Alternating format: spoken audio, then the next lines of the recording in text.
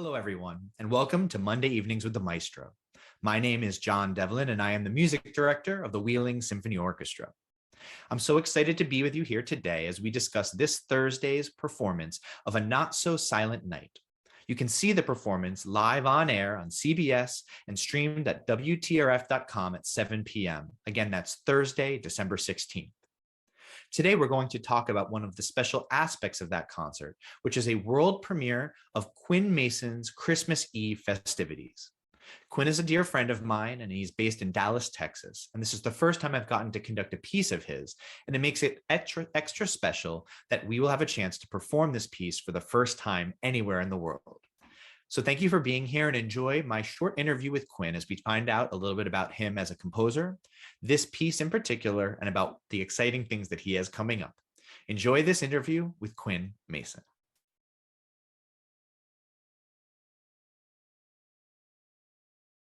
I am so excited to be here with my friend Quinn Mason. Quinn is an amazing composer. He's based in Texas, and he and I got to know each other over the last year through our wonderful colleague Anna Edwards over at Everything Conducting. And Quinn, we really appreciate you taking the time to join us today to talk about this piece, Christmas Eve Festivities, because it kind of had one and two different types of world premieres at the Wheeling Symphony over the last couple of weeks. It's so nice to have you here. Thank you for having me. Yes. So why don't you just let everybody here in Wheeling and the supporters of the symphony who are watching know a little bit about yourself, Quinn? Of course, yes. I'm Quinn.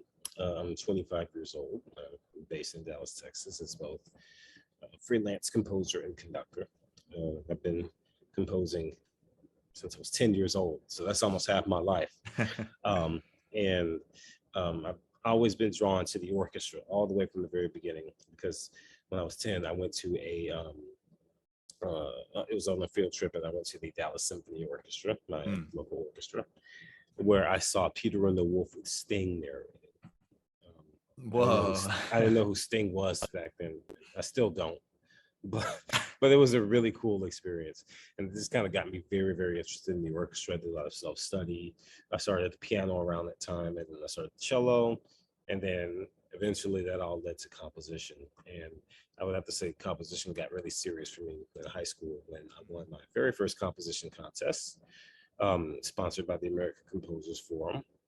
It was called the Next Notes High School Composition Award. And I was one of 5 people they chose out of 70 entries worldwide. So I got lucky. But they gave me the experience of working with professional musicians for the first time. And so from there, I started getting more and more commissions, and then I received my first orchestral commission at the age of 21 from the Dallas Symphony Orchestra, fulfilled that, and then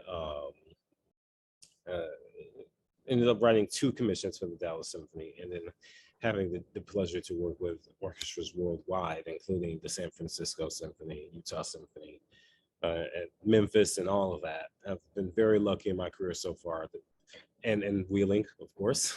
So I've been very, very lucky to work with all these amazing groups and conductors as well. Thank you for the rather shameless plug. We appreciate it.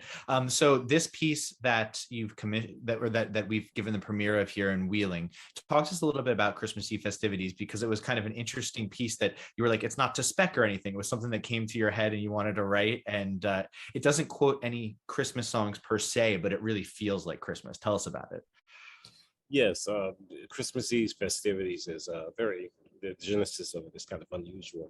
I was commissioned to write it. No one asked me to write it. I just wrote it, mostly because I wanted to see if I could write something with a Christmas feel. And, anyone could write something and throw sleigh bells in it and make Christmas. But I wanted to write something that, had a real holiday cheer feel to it. And so I wrote that piece. And I ended up coming back to it year after year, seeing what happened. So I revised it, and then it went through several changes. And then so very, very lucky that had you and Wheeling give the world premiere, because as you probably saw, you beat the New World Symphony by like 2 weeks, and then you beat the Fort Worth Symphony because they're doing it this weekend. So I'll get to hear it live, because Fort Worth is like 30 minutes from me, and the Central Wisconsin. So you you pretty much set the path. So yeah, with that piece, it just kind of happened, Yeah, and musically, it's so interesting. It's got this kind of propulsive eighth note rhythm that exists without, and then the main theme, you almost right away layer it on top of each other in interesting ways as it passes from instrument group to instrument group. Could you maybe talk a little bit about how you imagined not just adding sleigh bells to a traditional piece, but creating that Christmas environment through the compositional style that is your own? Absolutely, yes. Um, and that was part of the challenge, was creating a Christmas piece that didn't have jingle bells in it or any quoted any traditional Christmas music. I wanted to see if I can create something all original, um, uh, that did depend on any of those, Right. And so it was an interesting compositional exercise. You have the theme at the very beginning that's introduced in the flute and piccolo, and then you have another thing that's introduced in the violins a little bit later, and then uh, the orchestration of it is very interesting. It's a small orchestra. Well, small. It's sort of a big orchestra, and with that, it gave me a lot of possibilities to play around with the different themes I kind of introduced Mhm. with the orchestration. And so there was at some point near the end where the two themes are intertwined, and that was kind of a pleasant surprise, I have to say, because when I got to that point in the piece, I didn't know what was going to happen. I said, okay, I have this theme here. Will it fit with this theme here? And then it worked. And it so did, yeah. so yeah, it was a happy accident for sure.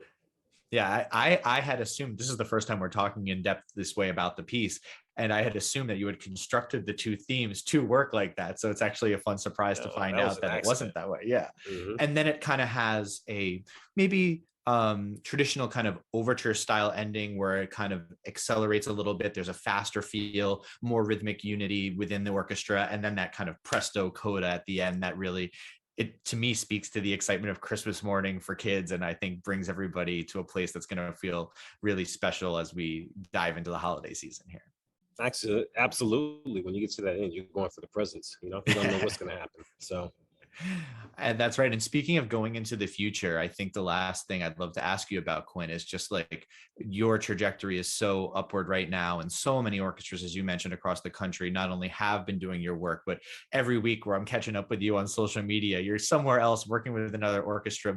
Tell me about one or two of the exciting things that you can talk about that you've got coming up so that people who are introduced to you today can keep on the lookout. absolutely. One thing that's confirmed is I have the pleasure and honor and privilege of serving as a composer in residence of the Detroit Symphony Orchestra in February.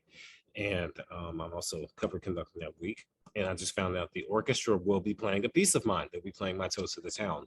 So, Fantastic. not only will I get to um, cover conduct that week, but I'll also get to work with the orchestra on one of my compositions, which is quite interesting because it's going to open for a piece of Wynton Marsalis, who is actually going to be there with his Lincoln Center Orchestra. So that's going to be Fantastic. very, very fascinating. And then um, uh, something we're working on right now is a new piece for Esa-Pekka Salonen in the San Francisco Symphony. Mm. Esa-Pekka is a musical hero of mine. And so I'm actually headed back to San Francisco because I've worked with them before, but I'm headed back there to meet with Esa-Pekka and confirm this thing. So as to what I'll write, I don't know yet, but I know I will be writing something for him. Well, that's tremendously exciting. And as you can imagine, our community here in Wheeling is so appreciative of this beautiful piece that we had a chance to give birth to here, and look forward to working with you in the future on other orchestral works. And we're so glad to have had our first chance to encounter your art here, Quinn. It was a fantastic experience. Again, thank you for programming it and thank you for sharing it with your audience. So I'm very grateful to you. You're welcome, Quinn, and look forward to the next time we get to work together. Have a great rest of your holiday season. Thank you. You too.